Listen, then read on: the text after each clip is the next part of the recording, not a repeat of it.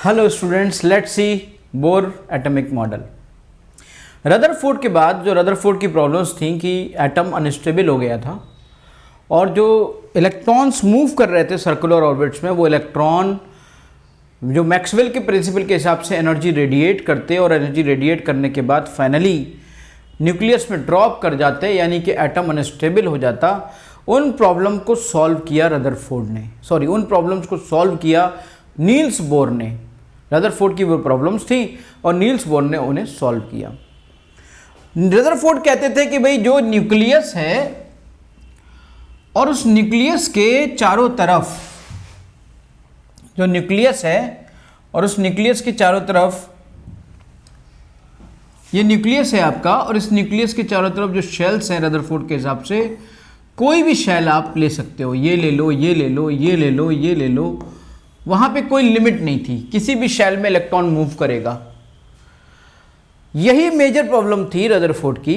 तो Niels Bohr ने इस चीज़ को स्टडी किया, हज़ारों पेजेस में वर्कआउट किया, हज़ारों दिन इस पर स्ट्रगल किया, लैब में वर्कआउट किया, थ्योरी पे वर्कआउट किया, बहुत सारे प्रिंसिपल को इकट्ठा किया, ऑब्जर्वेशंस लिए, एक्सपेरिमेंट्स किए और उनके बाद उन्होंने ये फाइनली कंक्लूजन्स निकाले कि रदरफोर्ड ने जो ये कहा था, ये बात सही है रदरफोर्ड की कि न्यूक्लियस होता है, ये बात सही है रदरफोर्ड की बाहर सर्कुलर ऑर्बिट्स होते हैं, ये भी बात सही है कि उन सर्कुलर ऑर्बिट्स में इलेक्ट्रॉन रहते हैं। लेकिन रदरफोर्ड ने कहा, नील्स बोर ने कहा कि रदरफोर्ड ने जो ये कहा था कि किसी भी ऑर्बिट में इलेक्ट्रॉन रह सकते हैं, ऐसा नहीं है। नील्स बोर ने कहा कि डेफिनेट ऑर्बिट्स हैं और उन डेफिनेट ऑर्बिटल्स में इलेक्ट्रॉन रह सकते हैं और उन ऑर्बिट्स को रदरफोर्ड ने नाम दिया स्टेशनरी ऑर्बिट्स। रदरफोर्ड ने कहा कि ये जो न्यूक्लियस है, इस न्यूक्लियस के चारों तरफ ये जो ऑर्बिट्स हैं, इन ऑर्बिट्स में इलेक्ट्रॉन रह सकते हैं, लेकिन ये वो और सारे ऑर्बिट्स नहीं हैं, बल्कि इन ऑर्बिट्स की कुछ खासियत है और इन ऑर्बिट्स को उन्होंने नाम दिया स्टेशनरी ऑर्बिट्स। सवाल उठा कि भाई ऐसी कौन सी इसमें स्पेशलिटी है जो कि रदरफोर्ड नहीं कर पाए। तो नील्स बोर ने कहा कि इन ऑर्बिट्स की स्पेशलिटी ये है कि जो भी इलेक्ट्रॉन इन स्टेशनरी ऑर्बिट्स में मूव करता है, रोटेट करता है, उसमें उसका एंगुलर मोमेंटम h/2π का इंटीग्रल मल्टीपल होता है। उन्होंने कहा कि स्टेशनरी ऑर्बिट के अंदर अगर कोई इलेक्ट्रॉन मूव कर रहा है v वेलोसिटी से और वो न्यूक्लियस से r डिस्टेंस पर है, तो उसका जो एंगुलर मोमेंटम होगा, एंगुलर मोमेंटम जिसे हम L से रिप्रेजेंट करते हैं, वो h/2π का इंटीग्रल मल्टीपल होगा, जहां पर n number of stationary orbits हैं, 1 2 3, जहां पर n number of stationary orbits हैं, नंबर ऑफ स्टेशनरी ऑर्बिट्स हैं। इन ऑर्बिट्स को उन्होंने स्टेशनरी ऑर्बिट्स का नाम दिया। इससे क्या होगा? इससे ये होगा कि जो भी इलेक्ट्रॉन इन ऑर्बिट्स में मूव करेंगे और इस नियम को फॉलो करेंगे, उनकी एनर्जी रेडिएट नहीं करेगी और फाइनली उनकी एनर्जी रिलीज होते होते इतनी कम नहीं हो जाएगी कि वो इलेक्ट्रॉन न्यूक्लियस में जा करें और एटम खत्म हो जाए। इसको उन्होंने पूरी थीसिस एनालिसिस करने के बाद ये रिजल्ट निकाला कि जिन ऑर्बिट्स में इलेक्ट्रॉन्स का एंगुलर मोमेंटम h/2π का मल्टीपल होता है, वो ऑर्बिट्स स्टेशनरी ऑर्बिट होते हैं, स्थायी ऑर्बिट होते हैं और उसमें इलेक्ट्रॉन रह सकते हैं बिना एनर्जी के रिलीज किए हुए। सवाल उठाइए, एंगुलर मोमेंटम क्या होता है? एंगुलर मोमेंटम बेसिकली एक वेक्टर क्वांटिटी है जो कि मोमेंट ऑफ मोमेंटम से निकल कर आता है। यहाँ पर अगर मैं इसको ले लूँ rp sin थीटा और यहाँ ईटा वेक्टर ले लूँ, तो ये आपका L वेक्टर इस तरीके से निकल आएगा। इसका मैग्नीट्यूड अगर ले लूँ L का, तो this will be is equal to rp sin theta और यहाँ पर थीटा कितना है? 90 डिग्री, क्योंकि ये देखिए ये 90 डिग्री है, तो ये थीटा 90 डिग्री है, तो ये sin 90 आपका 1 हो गया। It becomes r into p। p क्या है? p आपका मोमेंटम है, तो इसका मतलब फाइनली एंगुलर मोमेंटम L की वैल्यू निकल कर आई mvr। तो यहां से इनका बेहतरीन प्रिंसिपल जो निकल के आया कि mvr is equal to NH/2π। ये सबसे पहली जो प्रॉब्लम थी और जिस प्रॉब्लम की वजह से रदरफोर्ड फेल हो गए, उस प्रॉब्लम को इन्होंने सॉल्व किया और इन्होंने कहा कि एंगुलर मोमेंटम h/2π का मल्टीपल होगा, और वो भी कैसा, इंटीग्रल मल्टीपल होगा। ये इनकी पहली कामयाबी और सबसे बड़ी कामयाबी थी और बोर मॉडल की शुरुआत थी। इससे पहले जो सर्कुलर ऑर्बिट्स में मूव करेगा और सर्कुलर ऑर्बिट्स में मूव करने पर सेंट्रीपिटल फोर्स की रिक्वायरमेंट आएगी और वो रिक्वायरमेंट इलेक्ट्रोस्टैटिक फोर्स से पूरी होगी, उसमें तो कोई शक ही नहीं था। उसको भी इजीली इन्होंने बताया। इन्होंने कहा ये बात तो पहले से ही सही है। देखिए, समझिए एक बार फिर से, आई थिंक समझ में आ गया होगा। फिर उन्होंने कहा कि जो ये बात बताई गई थी कि भाई अगर कोई इलेक्ट्रॉन सर्कुलर ऑर्बिट में मूव कर रहा है तो उसमें जो ऑब्वियसली उसके लिए एक सेंट्रीपिटल फोर्स की रिक्वायरमेंट आएगी और वो सेंट्रीपिटल फोर्स उसको देने वाले इलेक्ट्रोस्टैटिक फोर्स के बराबर होगा, E × ZE/r²। ये वाला जो एक था ये तो ऑलरेडी पहले से ही सही था। कि भाई सर्कुलर ऑर्बिट्स में मूव करेगा, तो ये दूसरा पॉइंट हो गया उनका बोर का। वो पहला पॉइंट बोर का था, ये दूसरा पॉइंट बोर का था। ये पॉइंट तो ऑलरेडी रदरफोर्ड भी कह ही रहे थे। मेन प्रॉब्लम थी कि उनकी शेल्स स्टेशनरी नहीं हो पा रही थी, उनकी शेल्स अनस्टेबल हो गई थी। तो उन ऑर्बिट्स को स्टेबल बनाने के लिए नील्स बोर ने जो एनालिसिस करी, उन्होंने फाइनल कंक्लूजन ये निकाला कि जिन ऑर्बिट्स में एंगुलर मोमेंटम h/2π का इंटीग्रल मल्टीपल होता है उनमें एनर्जी रेडिएशन नहीं होता है। रदरफोर्ड ये भी नहीं बता पाए थे कि ऑर्बिट्स में जो एनर्जी लेवल्स होते हैं वो क्या क्या होते हैं। तो नील्स बोर ने उस प्रॉब्लम को भी सॉल्व किया।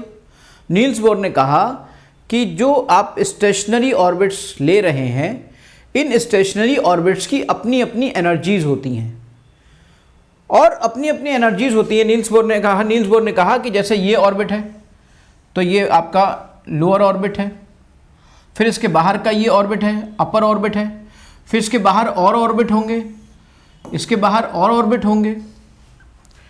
तो अगर कभी कोई इलेक्ट्रॉन जो कि लोअर ऑर्बिट में है, वो लोअर ऑर्बिट का इलेक्ट्रॉन, हर ऑर्बिट की अपना एनर्जी लेवल है। लोअर ऑर्बिट का इलेक्ट्रॉन अगर कहीं से hν की फोटोन की एनर्जी को एब्जॉर्ब कर ले, और वो इलेक्ट्रॉन एब्जॉर्ब करके हायर एनर्जी स्टेट पर पहुंच जाए, जैसे मान लीजिए यहाँ से उसने hν की एनर्जी ले ली और वो इलेक्ट्रॉन लोअर एनर्जी स्टेट से हायर एनर्जी स्टेट पे पहुंच गया, तो वो जो higher energy state n1 lower energy state और ये n2 हायर एनर्जी स्टेट,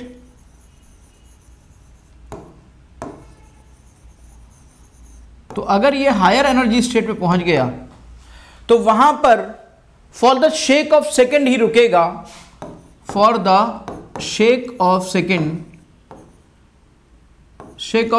रुकेगा, और रुकने के बाद ये फिर से अपनी लोअर एनर्जी स्टेट में वापस आ जाएगा। और जब ये लोअर एनर्जी स्टेट में वापस आएगा ना, तो हायर एनर्जी स्टेट से जब लोअर एनर्जी स्टेट में ये वापस आएगा तो एक फोटोन रिलीज करेगा, hν फोटोन रिलीज करेगा, एक hν एनर्जी रिलीज करेगा, एक फोटोन रिलीज करेगा, एक एनर्जी रिलीज करेगा। तो ये एनर्जी आपकी रिलीज हो गई इस तरह से। इसका मतलब ये हुआ कि जो एनर्जी रिलीज्ड है, अगर आप उसकी बात करें तो आप क्या कह सकते हो कि En2 minus En1 is equal to delta E। जो एनर्जी रिलीज्ड है जिसको आप कह रहे हो डेल्टा E, En1 क्या है, energy in the higher state, En1 energy in the lower state, En2 energy in the higher state. n1 आपका लोअर स्टेट है और n2 आपका हायर स्टेट है। Energy of electron in lower या ground state या lower state, En2 is the energy of electron in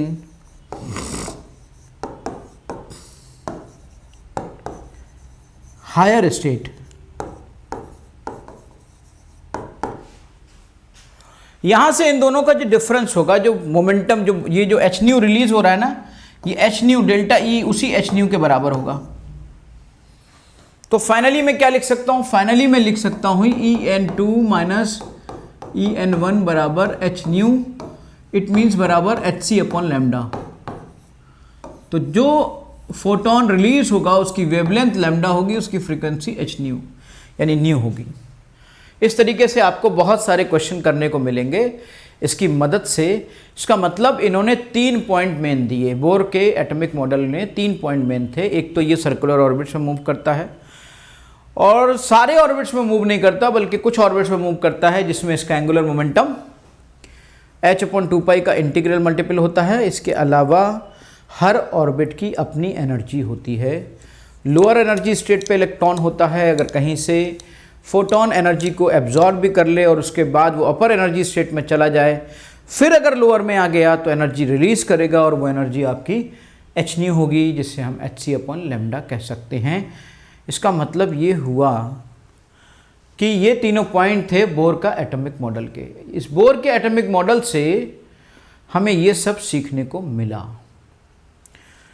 bore का atomic model को अगर थोड़ा और डिटेल किया जाए कि momentum is equal to h/2π, अगर थोड़ा सा और डिटेल किया जाए तो ये तो पॉइंट हमारे सामने आ ही गया। एक mv²/r इज इक्वल टू, पहला पॉइंट था 1/4πε0 ई, इलेक्ट्रॉन का चार्ज, न्यूक्लियस का charge divided by r, electrostatic force, centripetal force, पहली इक्वेशन। दूसरी equation mvr is equal to nh/2π, यह पूरा दूसरी इक्वेशन।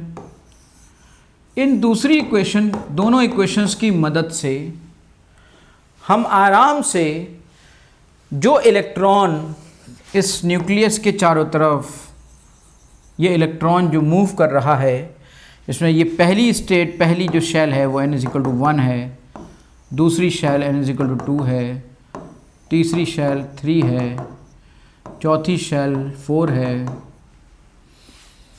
हम इसमें एक एक शेल का रेडियस निकाल सकते हैं, क्योंकि अगर ये इलेक्ट्रॉन इसमें है तो इसमें इलेक्ट्रॉन, तो यहाँ पे रेडियस उसकी अलग होगी, इसमें है तो ये रेडियस अलग होगी, इसमें है तो ये रेडियस अलग होगी, ये वेलोसिटी भी अलग होगी, ये वेलोसिटी अलग होगी, ये वेलोसिटी अलग होगी, तो रेडियस भी अलग होगी जिस ऑर्बिट में मूव कर रहा है, और जिस वेलोसिटी से मूव कर रहा है अलग अलग ऑर्बिट में अलग अलग वेलोसिटी भी होगी। अगर अलग अलग ऑर्बिट में अलग अलग वेलोसिटी है, इसका मतलब अलग अलग ऑर्बिट में अलग अलग एनर्जी भी होगी।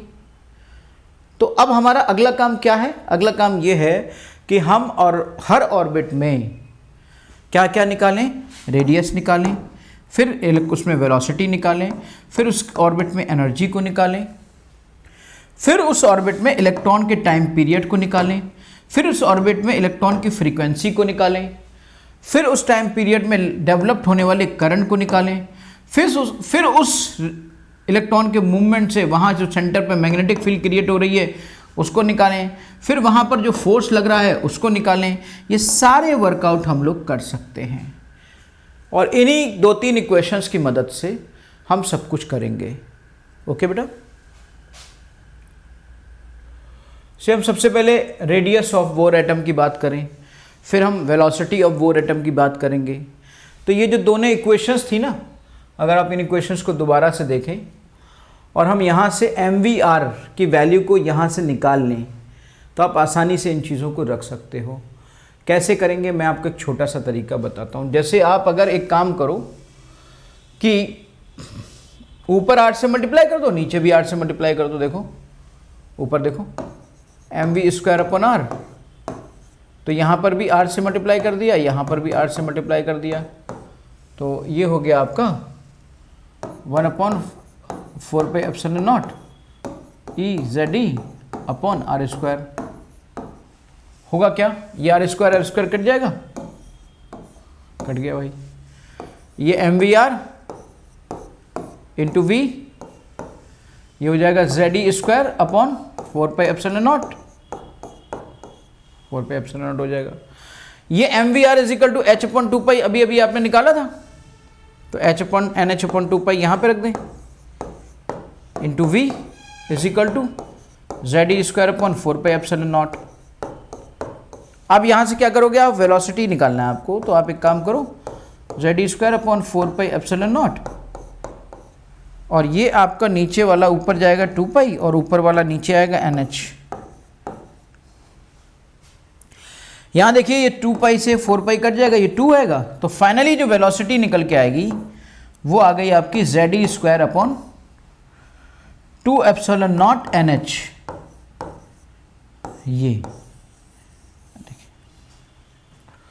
ये आपकी वेलोसिटी निकल के आ गई। इन दोनों इक्वेशंस की मदद से ही आपने ये किया।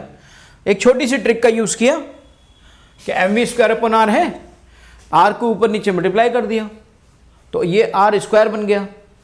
देखिए फिर से मैं आपको बता दूं एक छोटे से अलग से कलर का यूज़ करके, यहाँ पर आर से ऊपर नीचे मल्टीप्लाई कर दिया, ये आर स्क्वायर बन गया, आर स्क्वायर को आर स्क्वायर से कट कर दिया, तो ये एम वी स्क्वायर आर हो गया। एम वी स्क्वायर आर को थोड़ा सा अलग ढंग से लिख लिया, जैसे M V R into V M V लिख दिया, M V R into V लिख दिया, और ये जेड ई स्क्वायर अपॉन ये आ गया बेटा।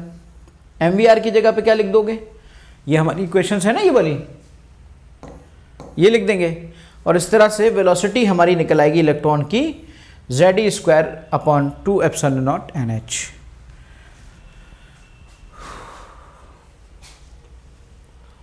तो हम वेलोसिटी के अलावा देखिए यहाँ पे दोनों वेलोसिटी निकालने के बाद फिर हम रेडियस ही निकालेंगे। तो हमने वेलोसिटी जो निकाली वो क्या निकाली, हमने Z E square upon 2 N H epsilon naught, ऐसे कह दो आप। ध्यान से अगर आप देखो तो वेलोसिटी अगर ये आ गई है, ये वेलोसिटी का फॉर्मूला हो गया भाई आपका। अब अगर आपकी ये वेलोसिटी आ गई है M V R is equal to N H upon 2 pi, तो आप रेडियस भी तो आराम से निकाल सकते हो। रेडियस इज इक्वल टू क्या हो जाएगा, M V R is equal to N H upon 2 pi है, तो वेलोसिटी की जगह पे रेडियस को अगर आप रेडियस निकालना चाहते हो तो एन एच अपॉन 2 पाई लिख दो, और ये एम वी लिख दो, एम वी, और वी की जगह क्या लिख दोगे, वी की जगह ये लिख दो Z E square upon 2 N H epsilon naught. क्या हो जाएगा, 2 से 2 कट हो जाएगा, एन और एच और एप्सिलॉन नॉट ऊपर चला जाएगा, फाइनली ये बन जाएगा N square H square epsilon naught upon pi M Z E square. ये आपका आर बन जाएगा बेटा। यहाँ से आपकी रेडियस की कैलकुलेशन हो गई, यहाँ से रेडियस की कैलकुलेशन हो गई कि आर इज इक्वल टू हो गया N square H square epsilon naught upon pi M Z E square. अब हम इन दोनों में कुछ चीज़ें कॉमन करते हैं।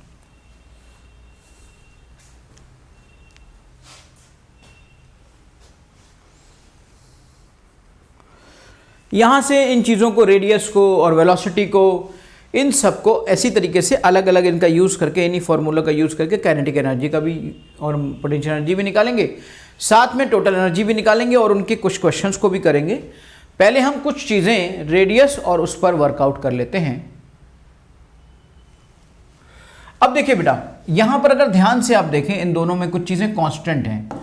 जैसे अगर आप यहाँ देखें तो यहाँ पर H हमेशा कांस्टेंट, एप्सिलॉन नॉट हमेशा कांस्टेंट, पाई कांस्टेंट, इलेक्ट्रॉन का मास भी कांस्टेंट, ई चार्ज भी कांस्टेंट।